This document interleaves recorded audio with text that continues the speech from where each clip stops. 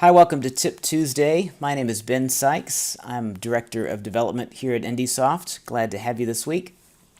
So this week I thought we'd look at the Export-Import module and specifically just a couple options that are available behind the scenes. Might save you a little bit of time, especially if you're exporting the same type of data week in and week out. You might not have noticed that these options are available. So let's dive in. Let me start up the Export-Import module from my main screen here. So just as an example, let's say we want to export some custom search bys that we've been working on.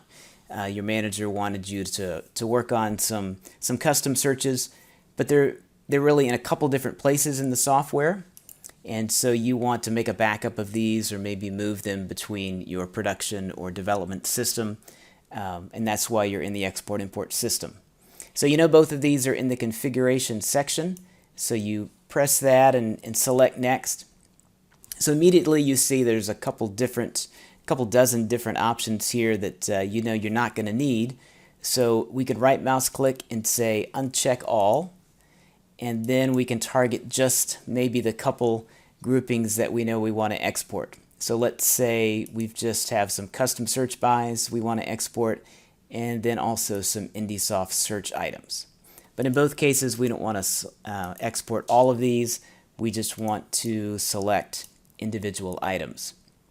So the first thing we could do to speed up this process the next time is we could take a snapshot of this current grid right here, just to save us the time of the steps we took there. So this button on the right for export will allow you to take that kind of a snapshot. It's just a small text file that remembers those choices. So let me save that and demonstrate. So say the next time we come in, export configuration, rather than having to hunt back through all these different items here, we can just press this button on the right, point back to that text file, and it sets the grid right back up. But there's actually a little more targeted way of doing this, a little more detailed, that I'd like to sell you on a little bit later on. So let's continue the example though. So we've got these two groupings that we want to export, the custom search bys and IndySoft search. So when we select export, it's going to walk us through both of these groups because in both cases we don't want to export all the records. So for this first group, IndySoft search settings, notice by default it comes up in this multi-select kind of mode. So that means, as you might guess, as you select items and hold down Control with your keyboard, then that would be one way of you selecting just the records that you want to export. So if you use Control, they don't have to necessarily be right next to one another, or if you use the Shift key, then that'll select everything that's in between. Alright, so now we've selected the items that we want in this particular grouping, and let's say Add. Now for this second grouping, let's demonstrate a different way that you can select items. Rather than using the default multi-select method here, notice that you can turn on above the grid this filtering button.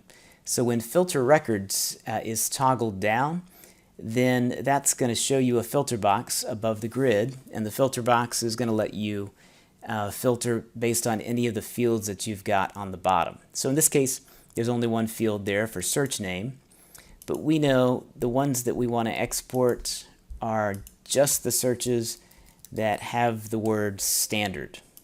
So we can say select, and it'll automatically target us to those records. So notice in this mode, there's really two different directions you can use, whatever is most efficient.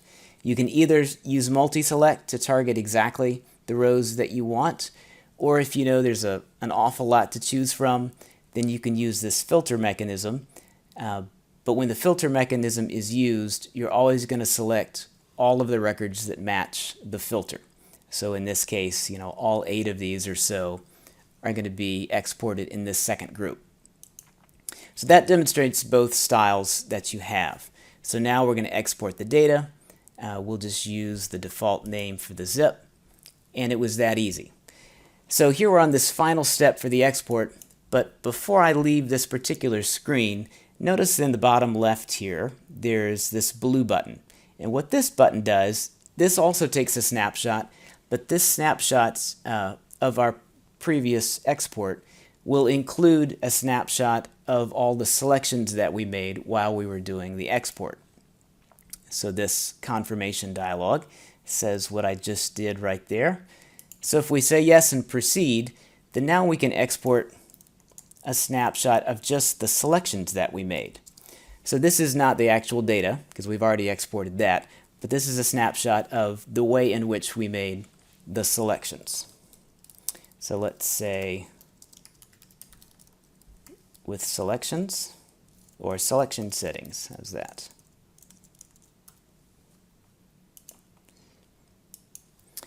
So the first thing we can confirm, if we go back and to the first step here and say import from file, then we can confirm that we exported just the records that we intended there.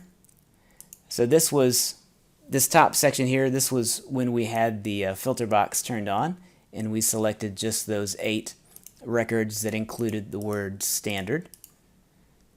And then this second section here, they're alphabetically ordered, would be an example of the one where we used multi-select and we just selected those 5 manually.